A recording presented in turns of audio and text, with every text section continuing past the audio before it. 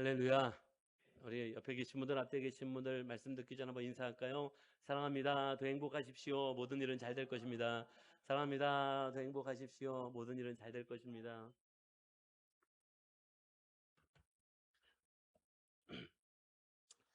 네, 우리 제자교회가 건강한 교회로 세워지기를 소망하는 마음을 가지고 고린도서 강해, 고린도 교회 이야기를 시작을 했습니다. 물론 저희가 이제 교회를 개척할 때부터 건강한 교회를 꿈꾸는 그런 마음을 가지고 교회를 개척했습니다. 그래서 교회 정관을 만들 때도 건강한 교회를라는 어떤 표현 자체를 사용하면서 방향성을 우리 교회가 앞으로 나아가야 될 방향성을 그렇게 담아서 교회가 그렇게 세워져 가기를 소망하기도 했었는데요.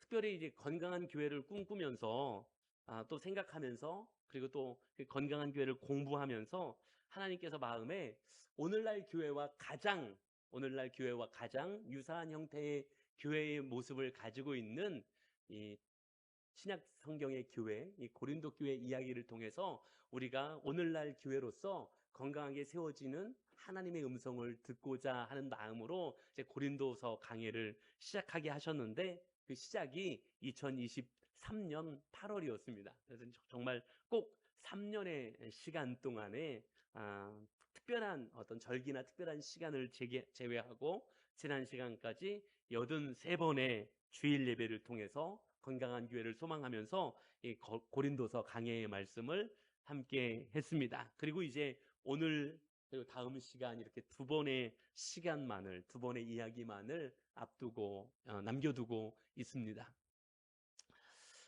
이 고린도 교회 이야기, 이제 고린도서 강해를 하면서 제게 참 은혜가 있었던 시간들이었어요. 하나님께서 주시는 말씀도 참 많았고요. 저로 다시 깨닫게 하시는 시간들도 굉장히 많았고 또 그것을 나누게 하는 저에게 굉장히 은혜가 있었던 시간이 사실은 이 고린도 강해를 하는 시간이었어요. 반면에 쉽지 않은 시간이 또 이 고린도 강해를 하는 시간이었어요. 준비하는 시간이나 과정도 사실은 뭐 그냥 제가 원하는 메시지 하는 것보다 사실은 그렇게 쉽지 않았고요. 음, 또 어려움들도 분명히 존재하고 있었습니다. 그렇지만 그 쉽지 않음이 저에게만 있었던 게 아니라 사실 우리 성도님들도 계속 맨날 고린도 교회, 또 고린도 교회는 뭐 이렇게 계속 이야기를 듣다 보면 사실 쉽지 않으셨을 수도 있는데 함께 걸어와 주신 게 너무너무 감사한 일이라 생각되어지고요. 깊은 감사의 말씀을 드립니다. 물론 이제 다음 주에 이제 진짜 마지막 시간이니까 다음 주에 조금 더 정리를 제가 하겠습니다만은 저도 때로는 전하기 어렵고 불편한 그런 주제의 이야기들도 있었습니다.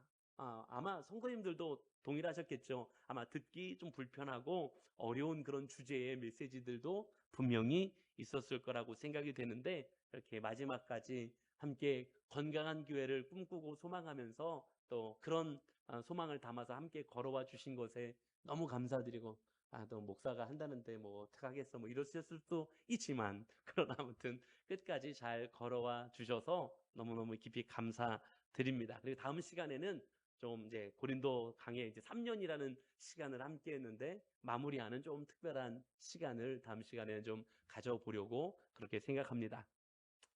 다음 주일에 어쨌든 마지막 시간을 좀 기대하면서 이제 오늘 드디어 고린도서의 마지막 장인 고린도후서 13장을 이제 한번 시작해 보도록 하겠습니다. 이 사람이요 참 이상해요. 사람이라는 존재들이 좀 이상한 게 뭐냐면 내 거보다 남의 게 더 잘 보여요. 근데 뭐 다 괜찮은데 특별히 뭐가 잘 보이냐? 남의 허물이 참 잘 보여요. 남의 잘못하는 것들이 참 잘 보여요. 이상하게 내 허물보다 다른 사람의 허물이 잘 보이고 내 허물은 참 잘 안 보이는 것 같습니다. 왜 그럴까요? 왜 이렇게 내 허물은 잘 안 보이고 남의 것만 잘 보일까요? 예수님께서 마태복음 7장 3절에서 이렇게 말씀하시죠. 어찌하여 내 형제 눈 속에 있는 티는 보고 내 눈 속에 있는 들보는 보지 못하느냐라고 말씀하시죠. 근데 고린도 교회가 딱 그와 같은 모습이었잖아요. 그들은 지금 자꾸만 사도 바울을 향해 손가락질하고 있었습니다. 사도 바울이 그 고린도 교회를 향하여 해주었고 또 그렇게 교회를 세워갔음에도 불구하고 거짓 사도들의 가르침 속에서 사도 바울을 의심했고요. 또 검증되지 않은 또 그 권위를 인정하지 않고자 하는 일들이 계속해서 일어나고 있었습니다. 야, 진짜 사도 바울이 사도 맞아? 저 사람에게 진짜 권위가 있다고? 뭐 이런 의구심, 그리고 바울을 검증하고자 하는 일들을 계속했다라는 것이죠. 근데 오늘 사도 바울은 뜻밖의 오늘 마지막 장에 와서 매우 의미 있는 이야기를 던져주고 있습니다. 어떤 말을 하고 있냐면, 이제는 나를 시험하지 말고 너희 자신을 시험하라 라는 말씀으로 오늘 이야기하고 있는 것을 볼 수 있습니다. 그래서 사도 바울을 향하고 있었던 화살을 스스로 자신들에게로 지금 화살을 돌리고 있는 그런 이야기를 사도 바울이 하고 있지요. 그런데 건강한 교회를 꿈꾸고 소망하는 오늘 우리에게도 그와 같이 말씀하고 계시다라는 사실이죠. 너희 자신을 시험하라. 우리가 얼마나 많은 시간을 다른 사람을 판단하고 다른 사람을 비교하는데 많은 시간을 우리가 사용하고 있습니까? 때로는 다른 성도를 판단하고요. 때로는 이웃을 판단하고요. 심지어 더 나아가 때로는 교회를 판단하기도 하고요. 때로는 목사를 판단하기도 하는데 그 판단하는 일들을 위해서 우리의 많은 시간들을 이미 할애하고 사용하고 있었는지도 모릅니다. 근데 정작 나의 신앙을 점검하는데, 나의 신앙을 판단하는데 시간을 사용해 본 그 때가 과연 언제였습니까? 나의 신앙을 돌아보려고 스스로 점검했던 때가 과연 언제였습니까? 오늘 본문은 우리에게 묻고 있는 거예요. 너 정말 믿음 안에 있니? 너 정말 복음 앞에 서 있니?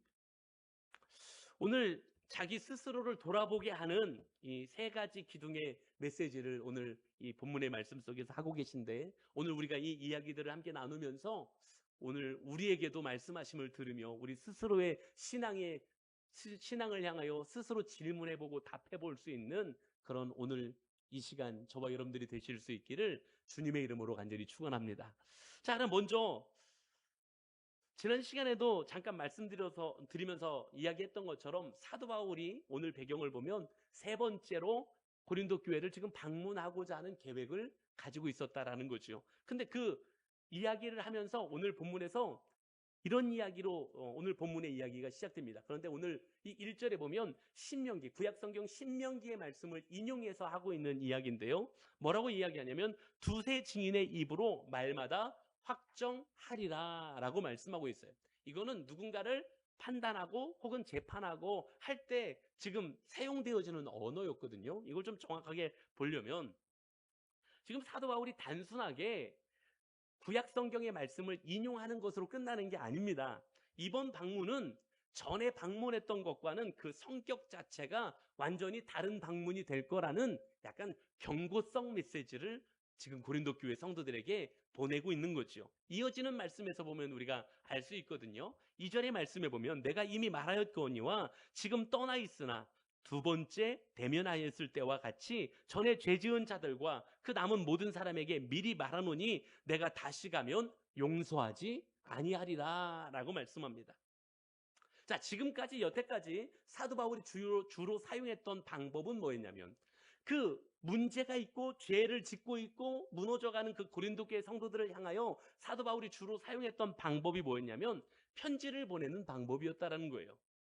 그리고 참고 기다려주는 방법이었다라는 겁니다. 아니면 사람을 보내 권면하는 방법이었던 거죠. 편지도 우리가 계속해서 보고 있습니다만은 편지 내용을 보면 구구절절히 눈물로 호소하면서 고린도 교회 성도들이 참된 복음의 메시지 안으로 회복될 것을 참으며 기다리고 있었던 사도 바울이었다라는 것을 우리가 볼 수 있습니다. 그렇지요. 지난 주일에 말씀 속에서도 복음의 사랑이 가지는 가치로서 그들의 영혼을 향한 사도 바울의 심정을 지난주에 말씀에도 보면 절절히 그들을 기다리고 있는, 그들이 돌이키기를 원하는 구구절절히 사랑으로 이야기하고 있는 사도 바울의 이야기를 우리는 들을 수 있었습니다. 그런데 그럼에도 불구하고 여전히 돌이키지 못하고 그럼에도 불구하고 여전히 회개하지 않으면 뭐가 있다? 판단이 있을 거다라는 것을 오늘은 이야기하고 있어요. 교회라는 공동체가 건강하게 세워지는 것을 위해서 징계도 반드시 필요하다라는 말씀을 이제 오늘 사도 바울은 하고 있다라는 것입니다. 그래서 2절 말씀에 지금 하는 얘기는, 야, 전에 그 죄 지은 자들과 그 남은 사람들을 다시 그 사람들에 대해서 이야기하면서 여전히 그 사람들이 회개하지 않고 돌이키지 않고 있다면, 내가 다시 갔는데도 불구하고 여전히 그 죄 지은 그 녀석들, 그 사람들 여전히 돌이키지 않고 회개하고 있지 않다면, 이번에는 용서하지 않을 것이다 라고 말씀하고 있는 거죠. 사랑하는 여러분, 우리가 이 신앙이라는 것을 생각하면서 우리가 놓치기 쉬운 게 있어요. 우리가 사랑을 이야기할 때 사랑은 모든 것을 다 덮는다고 하니까 죄까지 다 덮어버린다고 생각해요. 죄까지 다 덮어버리는 거예요. 죄도 아무것도 아닌 것처럼 덮으면 끝인 줄 알아요. 그러나 우리가 아주 분명하게 기억해야 될 것이 있는데, 하나님은 죄를 미워하신다는 사실이에요. 하나님은 죄를 원치 않으신다는 사실이에요. 시편 5편 4절에서 5절의 말씀에 보면 뭐라고 말씀하시냐면, 주는 죄악을 기뻐하는 신이 아니시니 악이 주와 함께 머물지 못하며 오만한 자들이 주의 목전에서 서지 못하리이다 라고 말씀하고 있어요. 하나님은 죄를 미워하실 뿐만 아니라 죄와 함께 거하시지도 않을 것이라는 것을 말씀하고 있는 거예요. 이게 하나님이 죄를 여기는 그런 하나님의 마음이라는 거예요. 한번 십자가를 한번 생각해 보십시오. 십자가는 죄에 대하여, 우리의 죄에 대하여 대충 넘어가신 사건이 아닙니다. 우리는 십자가를 너무 쉽게 생각하고요, 십자가를 너무 가볍게 생각합니다. 그런데 십자가는요, 죄를 가볍게 넘긴 사건이 아니라 오히려 죄에 대하여 가장 엄중하게 심판하신 사건이 바로 십자가입니다. 예수님이 십자가에 그렇게 잔인한 아픔과 고통을 당하시면서 십자가에 달려 죽으신 이유가 무엇입니까? 바로 죄 때문이라는 거죠. 우리의 죄 때문. 그래서 우리가 죄의 문제에 대해서 쉽게 얘기하는데, 죄의 문제에 대해서 쉽게 용서라는 것으로 이야기하는데, 하나님은 그 죄와 함께 하실 수 없는 분이시라서, 그 죄와 도저히 함께 하실 수 없어서 대가를 치르셔야만 했고, 그 대가가 독생자이신 예수 그리스도를 그 잔인하고 고통스러운 십자가에 달려 죽게 하시면서까지 죄의 문제를 해결하셨던 것이 십자가 사건이라는 사실입니다. 그런데 어떻게 십자가가 가벼운 게 될 수 있습니까? 죄의 문제가 어떻게 그냥 쉽게 용서라는 말 한마디로 해결될 수 있는 이야기겠습니까? 그렇기 때문에 오늘 우리들이 죄를 가볍게 여긴다면 그건 십자가를 가볍게 여기는 것과 같은 의미라는 사실을 우린 기억해야 될 줄로 믿습니다.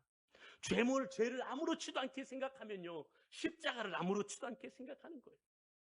마찬가지로 오늘 교회도요, 똑같습니다. 오늘 교회가 죄를 가볍게 여기면 안 된다라는 거예요.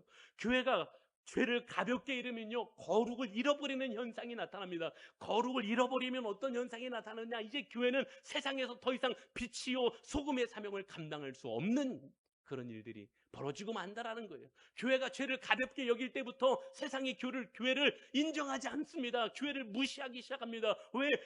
교회가 죄를 아무렇지도 않게 여기고 죄를 오히려 가지고 있고 교회가 그 거룩함을 잃어버렸기 때문에. 소금이 만일 그 맛을 잃으면 어디에 씁니까? 밖에 버리죠. 사람들에게 밟힐 뿐이니라 이 결과를 초래하게 되지 않겠습니까? 오늘 사도 바울이 고린도서를 다 마무리하면서 고린도후서 마지막 장에 말씀하고 있는 오늘 이 말씀을 오늘 교회인 우리가 기억해야 될 줄로 믿습니다.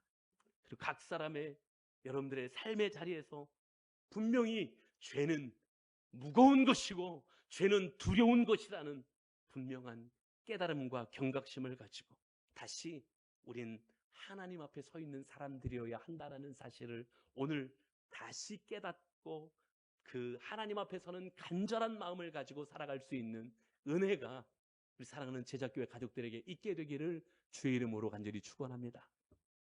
자, 그러면서 오늘 본문에서 이제 이어서 하는 이야기가 아주 그 고린도후서 13장에서 가장 잘 알려진 이야기일 뿐만 아니라 오늘 본문에서도 아주 중심이 되는 이야기가 되는 5절 말씀인데요.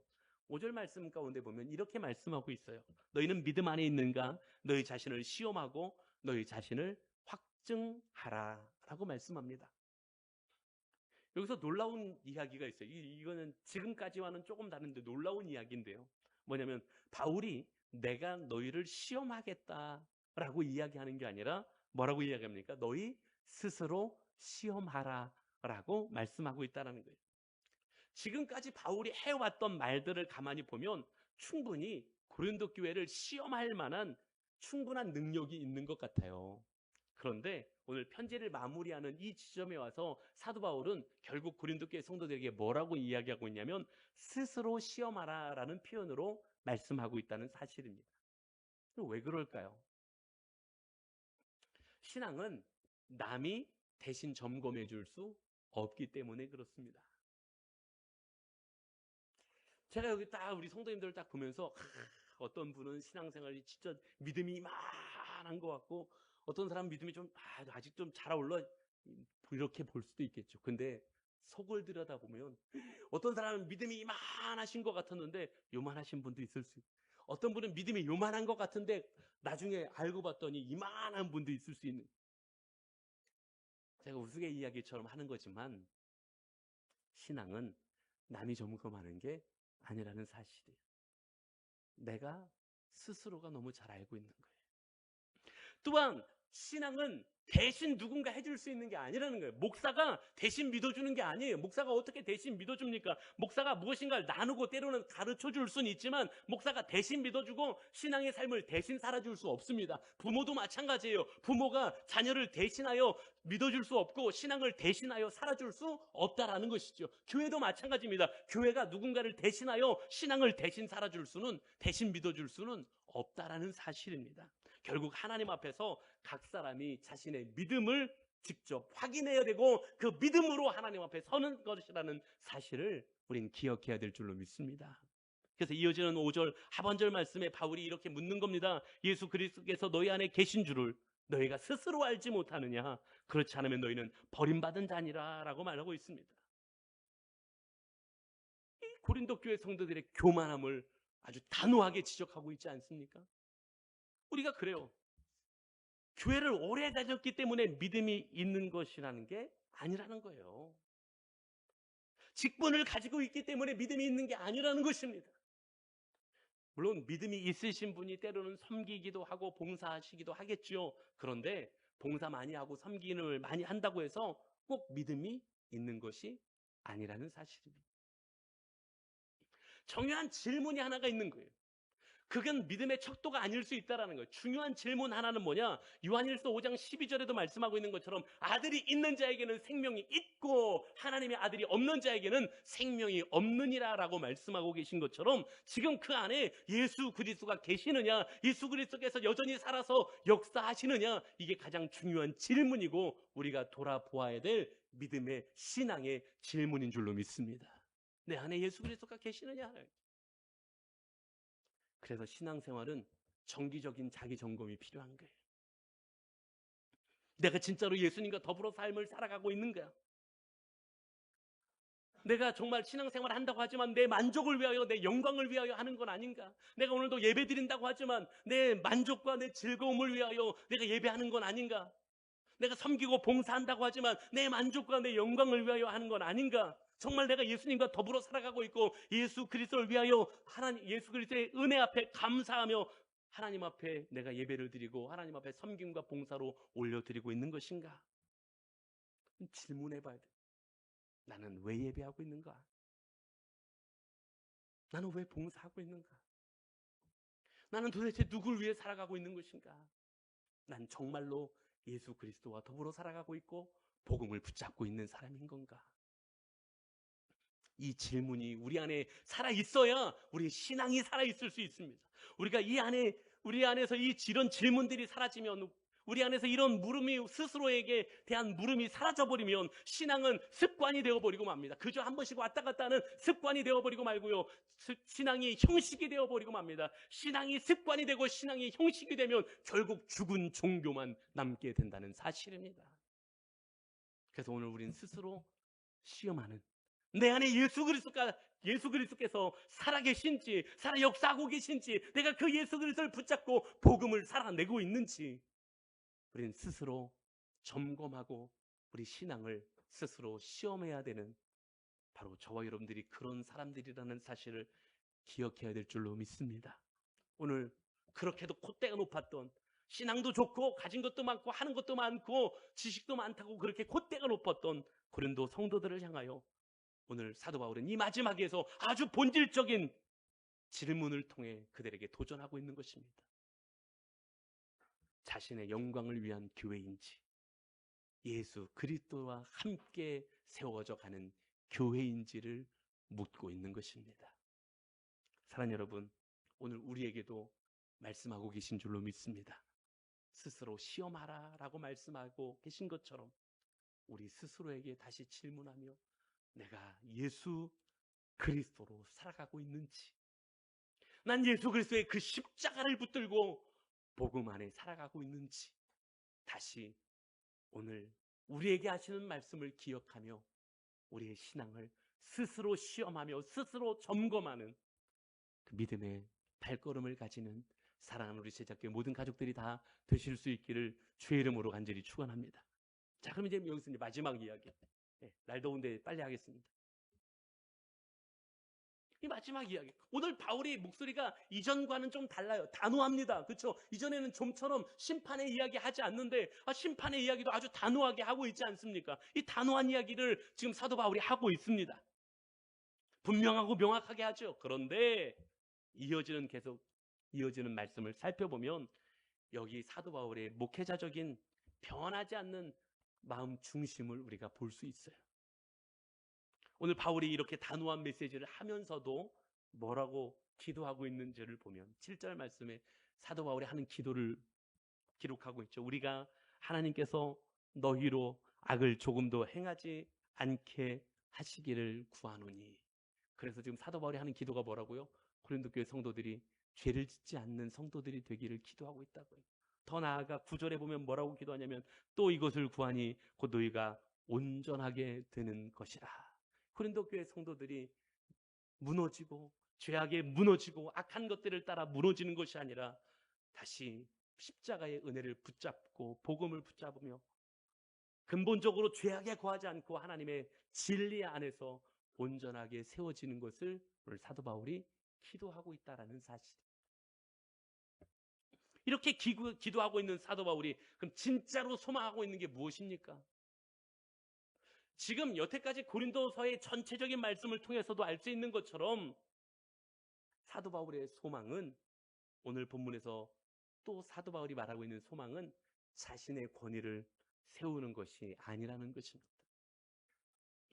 다시 말하면 오히려 지금 사도 바울은 지금 교회를 치리할 수 있는 권위가 있다라는 거예요. 교회를 징계도 주고 치리할 수 있는 권위가 사도 바울에게 있어요. 있습니다만은 그 치리의 권위를 쓸 일이 없기를 소망한다라고 이야기하고 있는 것입니다.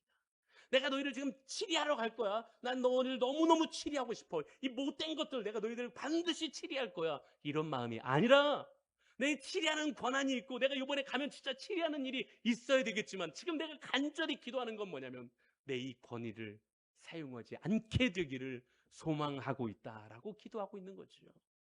그래서 7절에 다시 보면 이렇게 기도하는 거죠. 우리가 하나님께서 너희로 악을 조금도 행하지 않게 하시기를 구하노니 이는 우리가 옳은 자임을 나타내고자 함이 아니라 오직 우리는 버림받은 자가 될지라도 너희는 선을 행하게 하고자 함이라 라고 말씀하고 있는 거예요. 내가 그 권위가 있지만 그 권위를 쓰는 것보다 더 중요한 게 있다라는 거예요. 내가 그 권위를 사용할 수도 있지만 이번에 가서 써야 될지도 모르지만 그것보다 더 중요하고 본질적인 게 있다라는 거예요. 그게 뭐냐? 고린도 교회 성도들이 회복하는 것이 더 중요한 것이다 라고 말씀하고 있는 거죠. 권위를 사용하기보다 근본적으로 고린도 교회 성도들이 회복하기를 소망하고 있는 것이 오늘 사도 바울이 하고 있는 기도라는 사실입니다. 그래서 마지막 10절에 이렇게 말씀하고 있습니다. 그러므로 내가 떠나 있을 때에 이렇게 쓰는 것은 대면할 때에 주께서 너희를 넘어뜨리려 하지 않고 세우려 하여 내게 주신 그 권한을 따라 엄하지 않게 하려 함이라 라고 말씀합니다. 이게 진짜 사도 바울의 마음이에요. 근데 오늘 여기에서 바로 하나님의 마음을 우리가 보게 되는 거죠. 하나님은 죄인을 무너뜨리기 위하여 일하시는 하나님이 아니시라고 말씀하고 있는 거예요. 오히려 그들이 온전하게 회복되어지기를, 다시 회복되어지고 다시 세워져 가기를 위하여 일하시는 분이 하나님이시라고 말씀하고 있는 거예요. 그들이 돌이켜 돌아오게 하시기 위하여 일하고 계신 분이 하나님이라고 말씀하고 계신 겁니다. 지난주에도 사도 바울이 교회와 사역자들의 마음을 부모의 마음에 빗대서 이야기하고 있지 않았습니까? 오늘도 마찬가지죠. 부모가 자녀를 예를 들어서 훈계할 수 있어요. 야단칠 수도 있습니다. 그런데 그게 자녀가 미워서입니까? 아니죠. 자녀를 사랑하기 때문이지 않습니까? 그래서 자녀를 사랑하기 때문에 훈계도 하고 때로는 옳은 길로 인도하기 위하여 때로는 야단도 치는 거죠. 미워서가 아니라 사랑하니까. 하나님의 징계도 그와 같다라는 거예요. 하나님이 때로는 징계하실 수도 있다라는 거예요. 하나님의 징계하심을 말씀하는 건 하나님이 그 영혼을 회복하기 위한 하나님의 사랑의 손길이라고 말씀하고 있는 겁니다. 사실 가장 무서운 형벌이 뭔지 아십니까? 내버려 두시는 거예요. 내버려 두시는. 영영 돌아올 수 없는 길을 그냥 걷도록 내버려 두시는. 멸망의 길을 그냥 걸어가도록 내버려 두시는 거예요. 이게 가장 무서운 형벌이지 않겠습니까? 다시 회복할 길이 없는 가장 무서운 형벌이지 않겠습니까? 그러나 하나님께서 이렇게 때로는 책망도 하시고 징계도 하시는 것은 회복을 위한 사랑의 인도하심이라고 우리에게도 말씀하고 계신 줄로 믿습니다. 혹 우리 가운데 하나님께 지금 혹시 책망을 받고 있구나라고 느끼시는 분들이 계실 수도 있어요. 정말로 하나님의 책망일 수도 있죠. 하지만 혹 책망을 받는다고 해도 그 책망은 여러분들을 무너뜨리기 위함이 아니라 여러분들을 다시 세우기 위한 하나님의 일하심이라는 사실을 기억하는 은혜가 있게 되기를 주님의 이름으로 간절히 축원합니다. 그래서 오늘 사도 바울이 이 고린도 후서까지 이 편지의 글을 마무리하는 이 시점에서 하나님께서 책망하시더라도 하나님의 마음은 너희들이 회복되기를 원하는 게 하나님의 마음이다라는 것을 오늘 이 시간에 말씀하고 계시는 것, 오늘 우리에게도 하시는 말씀임을 기억하는 은혜가 있기를 주의 이름으로 간절히 축원합니다. 그래서 우리 하나님이 우리의 회복을 위하여, 우리의 온전히 세워짐을 위하여 지금도 일하고 계시고, 우리가 무너지고 쓰러지고 좌절하는 것 때문에 그 죄로 무너지라고 우리에게 일하시는 하나님이 아니라 온전히 세워져 하나님의 자녀로서 하나님의 뜻 가운데 서 있기를 소망하시는 하나님이시라는 사실을 다시 한번 우리 가슴에 새기면서 날마다 우리에게 주신 말씀 기억하며 스스로의 신앙을 다시 돌이켜 하나님의 뜻하심의 길을, 회복하심의 길을, 세워가심의 길을 다시 걸어가는 은혜가 우리 사랑하는 제자교회 모든 가족들에게 있게 되기를 주님의 이름으로 간절히 축원합니다. 말씀 마무리하려고 하는데 오늘 말씀 세 가지 질문으로 요약할 수 있어요. 첫 번째, 하나님은 죄를 절대로 가볍게 여기지 않으셨다. 그런데 나는 과연 죄를 가볍게 여기고 있는 건 아닌가? 두 번째 질문, 나는 다른 사람보다 먼저 나 자신을 하나님 앞에서 점검하고 있느냐라는, 다른 사람 쳐다보는 그 시간에 내가 과연 나 스스로를 점검하고 있느냐. 마지막, 하나님께서 지금도 나를 무너뜨리려고 하시는 하나님이 아니라 회복시키기를 원한다는 사실을 내가 과연 기억하며 오늘 그 하나님 앞에 서 있느냐라는. 사랑하는 여러분, 우리가 신앙을 간혹 오해할 때가 있습니다. 신앙생활을 좀 오래 하고 신앙이 좀 있는 것 같으면 다른 사람을 판단하고 다른 사람의 신앙이 어느 정도인지 이야기하는 것이 신앙이 좀 괜찮은 사람이라고 때로는 착각할 때가 있습니다. 오늘 제가 신앙을 오늘 이렇게 정리할게요. 오늘 우리에게 주신 말씀이 신앙을 이렇게 정리하고 계십니다. 신앙은 다른 사람을 평가하는 능력이 아니라 신앙은 하나님 앞에서 나를 살피는 용기인 줄로 믿습니다. 다른 사람을 판단하는 것에 우리가 얼마나 많은 시간을 썼습니까? 다른 사람의 신앙이 어느 정도인지 생각하는 것에 우리 마음을 얼마나 많이 썼습니까? 그런데 진짜 신앙은 하나님 앞에서 나를 돌아보는 용기, 이게 바로 신앙이라는 사실을 기억하시는 은혜가 있기를 주의 이름으로 간절히 축원합니다. 그래서 오늘 우리 이런 결단하며 기도했으면 좋겠습니다. 예, 하나님, 내가 다른 사람을 판단하는 눈보다 나를 살피는 눈을 허락하여 주십시오. 내 안에 그리스도께서 살아계신 진짜 하나님의 사람, 언제나 복음 앞에서 나를 점검하고 회개하며 다시 하나님 안에서 세워져 가는 사람, 정죄하기보단 회복시키고 무너뜨리기보단 세워가게 하시는 그런 은혜의 역사, 은혜의 교회 공동체가 우리 제자교회가 될 수 있게 하나님 인도하여 주시옵소서. 그렇게 기도할 수 있는 오늘 이 아침 저와 여러분들 되시기를 주님의 이름으로 간절히 축원합니다. 오늘 결단하는 마음으로 찬양을 먼저 함께 드리려고 하는데, 오늘 찬양은 부흥이라는 찬양이에요. 부흥이라는 찬양. 부흥이라는 찬양 아마 아실 건데, 부흥이 뭐죠? 부흥이 뭐냐면